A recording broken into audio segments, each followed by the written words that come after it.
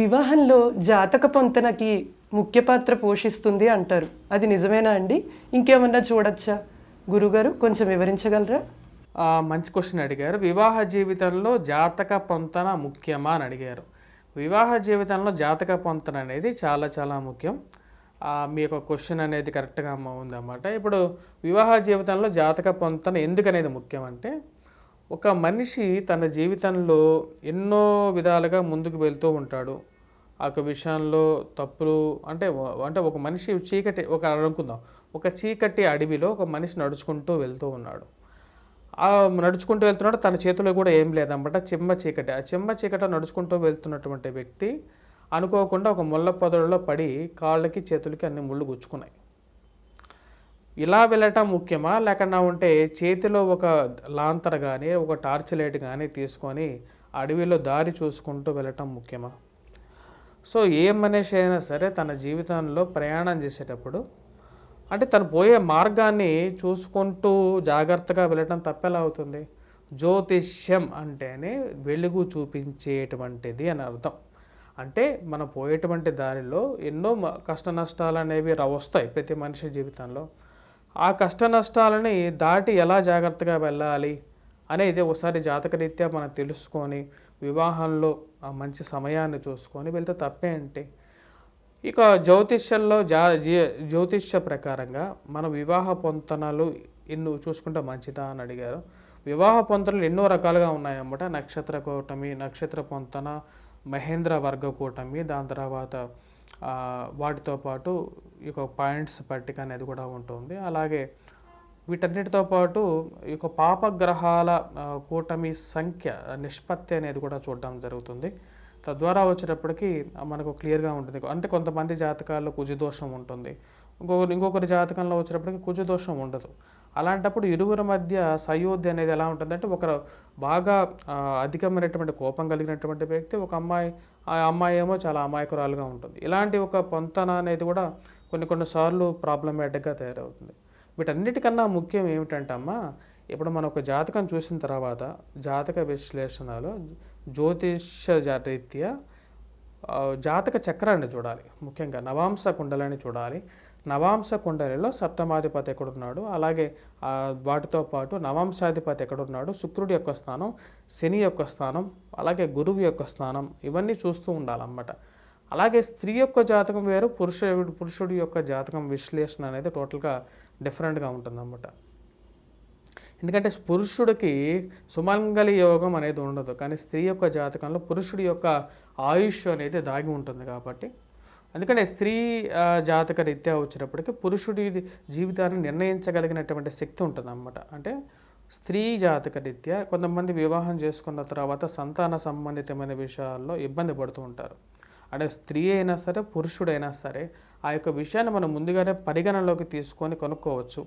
ఆ యొక్క విషయాన్ని ముందుగానే తెలుసుకున్నప్పుడు నేను ఇందాక చెప్పినటువంటి వృత్తాంత రీత్యా కొన్ని జాగ్రత్తలు తీసుకొని వెళ్ళొచ్చు. అబ్బాయి క్యారెక్టర్ తెలుసుకోవచ్చు. కొంతమంది వివాహం జరిగిన తర్వాత అబ్బాయి వేరే వాళ్ళతో కూడా కలిసి ఉన్నాడండి, వేరే వాళ్ళతో సంబంధాలు ఉన్నాయి, లేకపోతే అమ్మాయికి మంచి క్యారెక్టర్ లేదు అని చెప్పి తర్వాత అంటూ ఉంటారు. అంటే ఈ రోజుల్లో డబ్బు అనేది ప్రపంచాన వ్యాప్తి చెంది ఉంది కాబట్టి ఆ యొక్క డబ్బు రీత్యా వచ్చేటప్పటికి వాళ్ళు ముందుగా దాన్ని నమ్మచ్చు, అనుకూలంగా వెళ్ళచ్చు. అంటే అమ్మాయికి మంచి జీతం ఉంది కాబట్టి పెళ్లి చేసేద్దాం అనుకోవచ్చు, కానీ ఆ అబ్బాయికి మంచి జీతం ఉన్నా సరే పెళ్లి చేసేద్దాం అనుకోవచ్చు. కానీ దాని తర్వాత కొంచెం రోజులు ముందుకు గడిచిన తర్వాత అబ్బాయి క్యారెక్టర్ నచ్చకో, లేకుంటే అమ్మాయి మెంటాలిటీ వల్ల కొన్ని ఇష్యూస్ వల్ల ఏదో ఒక ఇష్యూస్ అనేవి అరేజ్ అవుతాయి. ఇదంతా జీవితంలో ముందుకు వెళ్ళిన తర్వాత ఎందుకు మీరు నిర్ణయం తీసుకుంటారో అంటా నా క్వశ్చన్. మీరు ముందుగానే జాగ్రత్తలు తీసుకున్న తర్వాతే ముందు జీవితంలోకి ముందుకు వెళ్ళచ్చు కదా. ఎందుకని ముందుకు పడిన తర్వాత పైకి లేవాలనుకుంటారు? అలా పడకుండానే జాగ్రత్త తీసుకోవచ్చు కదా. జ్యోతిష్యం అనే లాంతర తీసుకొని ఒక టార్చ్ లైట్ తీసుకొని మీ జీవితంలోకి ముందుకు ప్రయాణం చేయండి. అంతేగాని చాలా దూరం ముందుకు వెళ్ళిన తర్వాత మళ్ళీ వెనక్కి రావాలని చెప్పేసి కష్టాలను అనుభవించాలని చెప్పి ప్రయత్నించదు. కుజదోషం వల్ల వివాహం ఆలస్యం అవుతుందా, ఇంక వేరే ఏమైనా వేరే కారణాలు ఉన్నాయా అని అడుగుతున్నారు. ఈ క్వశ్చన్ కూడా చాలా మంచిది. ఎందుకంటే కుజదోషం వల్లే వివాహం ఆలస్యం అవుతుంది అనే దానికన్నా ముందు అసలు కుజదోషం అంటే ఏంటి, కుజదోషం వల్ల ఒక కారణంగా ఎందుకని అందరూ చూపిస్తున్నారు, కుజదోషం వల్లే జీవితంలో వివాహం ఆలస్యం అవ్వటం లేకపోతే రెండో వివాహం జరగడం అనేది జరుగుతుందా అంటే కుజుడు పాపగ్రహమే. కుజుడు సరైనటువంటి స్థితిగతిలో లేనప్పుడు కొన్ని కష్టాలను కలిగిస్తాడు అనే మాట మటుకు కరెక్టే. కాకపోతే కుజుదోషం వల్లే వివాహం ఆలస్యం అవుతుంది అంటే మటుకు తప్పు. ముఖ్యంగా మనం గమనించినట్లయితే కుజుడు 2వ స్థానంలో కుటుంబ స్థానంలో అష్టమంలో ఉంటే భార్య అంటే ఎవరైతే భార్య కానీ లేకపోతే భర్త కానీ వారి యొక్క ఆరోగ్యాన్ని హరింపజేయగలుగుతాడు. ఎందుకంటే అష్టమంలో ఉన్నటువంటి కుజుడు తన సప్తమ దృష్టి కలిగి ఉంటాడు అన్నమాట. సప్తమ దృష్టి కలిగితే అంటే ధనస్థానాన్ని కుటుంబ స్థానాన్ని చూస్తాడు కాబట్టి కొన్ని కష్ట నష్టాలను కలిగించడం మాట మాత్రం వాస్తవం. ఎందుకంటే కుజుడికి 2 గుణాలు అనేవి ఉంటాయి. ముఖ్యంగా మనం గమనించినట్లయితే ధనస్థానాన్ని కుటుంబ స్థానాన్ని చూస్తాడు, అలాగే అష్టమ స్థానాన్ని కూడా బాగా చూస్తాడు అన్నమాట. కానీ కుజుడి యొక్క త్రిపాద దృష్టి అనేది అంత అనుకూలమైనటువంటి దృష్టి కాదు. ఇది వివాహ జీవితంలో కష్టాన్ని కలిగిస్తుంది. కాకపోతే కుజుడి వల్లే వివాహం ఆలస్యం అవుతుంది అనే అపవాదం మటుకు తప్పు. ఎందుకంటే కుజదోషం ఉన్నప్పటికీ కూడా చాలామందికి వివాహం కరెక్ట్ సమయంలో జరిగి ఉంటుంది. మరి దా విషయానికి ఏమంటారు అని కుజుడికి సమయానికి వివాహం ఎలా జరుగుతుంది అంటే వారి యొక్క జీవితంలో గురువు బలంగా ఉండి ఉండవచ్చు, చంద్రుడు అనుకూలమైనటువంటి స్థానాల్లో ఉన్నా సరే వివాహం అనేది ఆగదు. కానీ కుజదోషంలో వచ్చేటప్పటికి కుటుంబ స్థానంలో ఉంటేనే ఆ యొక్క ప్రభావం అనేది అంటే ధనస్థానంలో కానీ కుటుంబ స్థానంలో కానీ కుజుడు ఉన్నప్పుడు, అలాగే కుజుడు నీచత్వం పట్టినా సరే లేకంటే కుజుడు ఎప్పుడైతే ఈ యొక్క రాశి వారికి బలమైనటువంటి స్థానంలో ఉన్నా సరే వారికి వివాహ జీవితంలో కొద్దిగా కష్ట నష్టాలు అనేవి ఏర్పడుతూ ఉంటాయి అన్నమాట. మరియు ఇవన్నీ కాకుండా వివాహ జీవితం ఆలస్యం అవడానికి ముఖ్యమైన కారణం ఏమిటి అంటే 2 కారణాలు ఉంటాయి. ముఖ్యంగా వచ్చేటప్పటికి శని బలవంతుడే ఉంటాడు. జాతకరీత్యా వచ్చేటప్పటికి శని బలవంతుడే ఉన్నందువలన చాలామందికి వివాహం అనేది కుజదోషం లేకపోయినా సరే వివాహం అనేది అవ్వకుండా ఉంటుంది. దీన్ని సన్యాస యోగంగా కూడా చెప్తారన్నమాట. అంటే సన్యాసి యోగం అనేది అందరికీ ప్రార్థించదు. పూర్వజన్మ సుకృతం వల్ల జరుగుతుంటుంది చాలామందికి.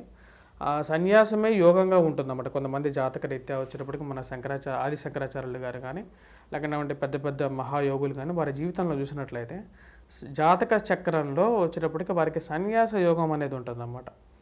అంటే ఒకే మనిషిగా ఉండిపోతారు వారి జీవితంలో. తద్వారా వచ్చేటప్పటికి వారికి వివాహం అనేది డిలే అవుతూ ఉంటుంది. మరి శని ఇంత బలవంతుడుగా ఉన్నప్పుడు మరి వారికి జీవితంలో వచ్చేటప్పటికి వివాహం అనేది బాగా డిలే అవుతుంది. అంటే 30 ఏళ్ళకి అవ్వాల్సినటువంటి వివాహం 35 ఏళ్ళకి అవ్వటం 36 ఏళ్ళకి అవుతూ ఉంటుంది. మరి వివాహం ఎప్పుడు అవుతుంది, వివాహ అనుకూల సమయం ఎప్పుడు అని చెప్పండి. వివాహ అనుకూల సమయం అనేది గురించి తర్వాత మనం డిస్కస్ చేద్దాం. ముఖ్యంగా వచ్చేటప్పటికి ఇప్పుడు వివాహం గురించి మనం చెప్పాలంటే కుజుడి దోషం వల్లే వివాహం డిలే అవటం అనేది తప్పు. అది ఒక రాంగ్ పర్సెప్షన్ అన్నమాట. అంటే చాలామంది తప్పుగా అనుకుంటూ ఉంటారు. కుజదోషం ఉంది, కుజగ్రహానికి ఆరాధన చేస్తే కుజ హోమాన్ని చేస్తే మాకు సరిపోతుందని మీ వ్యక్తిగత జాతకంలో చూసుకొని ఏ ప్లానెట్ కరెక్ట్గా సరైనటువంటి స్థితిలో లేదు, వివాహంలో ఎందుకు డిలే అవుతుంది అనేది తెలుసుకోవాలి. తెలుసుకోకుండా మన కుజుడికి చేసినటువంటి అంటే మందు అంటే మాకు దెబ్బ ఎక్కడ తగిలితే మందు ఎక్కడో వేస్తున్నట్లుగా ఉంటుందన్నమాట. అంటే సరైనటువంటి రెమెడీ చేయకపోయినా సరే మనకు వివాహం అనేది ఇంకా డిలే అవుతూ ఉంటుంది. ఒక సింపుల్ రెమెడీ ఏంటంటే కుజదోషం ఎక్కువగా కుజుడు బలవంతుడుగా అయిన వారికి తొందరగా వివాహం జరగాలంటే శుక్రుడు బలవంతుడు అవ్వాలన్నమాట. జాతకరీత్యా శుక్రుడు బలవంతుడుగా ఉన్నప్పుడు వచ్చేటప్పటికి ఎటువంటి కుజుడు ఎంత బలంగా ఉన్నా సరే వివాహం అనేది తొందరగా జరిగిపోతుంటుంది. ఆ యొక్క విషయాన్ని కూడా మనం పరిగణలోకి తీసుకోవాలి. శుక్ర బలాన్ని పెంచుకోవాలన్నమాట. శుక్ర బలాన్ని ఎలా పెంచుకుంటామంటే మనకు చూసినట్లయితే లక్ష్మీదేవి ఆరాధన చేయటం, అలాగే సుగంధ ద్రవ్యాలైనటువంటి సెంట్ కానీ పెర్ఫ్యూమ్స్ కానీ వీటిని ఎక్కువగా మనం వాడుతూ ఉన్నట్లయితే మనకు ఆటోమేటిక్గా మన జాతకరీత్యా కూడా శుక్రుడు పెరుగుతారు. అలాగే డైమండ్ని ధరింపజేయటం, ఫ్రైడేస్ కొంచెం వైట్ కలర్ డ్రెస్ వేసుకున్నా సరే మనకు వివాహం అనేది కొంచెం తొందరగా జరగటానికి ఆస్కారం అనేది గోచరిస్తుంది అన్నమాట. వివాహానికి సంబంధించిన విషయాలన్నింటినీ మాకు తెలియపరిచినందుకు గురువుగారు ధన్యవాదాలండి. అలాగే వంగర యాస్ట్రో ప్రేక్షకులందరూ ఈ వీడియో బాగా నచ్చింది అనుకుంటాము. దీన్ని షేర్ చేయండి, సబ్స్క్రైబ్ చేయండి. అలాగే నెక్స్ట్ వచ్చే వీడియోలన్నింటినీ తప్పకుండా చూడండి. ధన్యవాదాలు.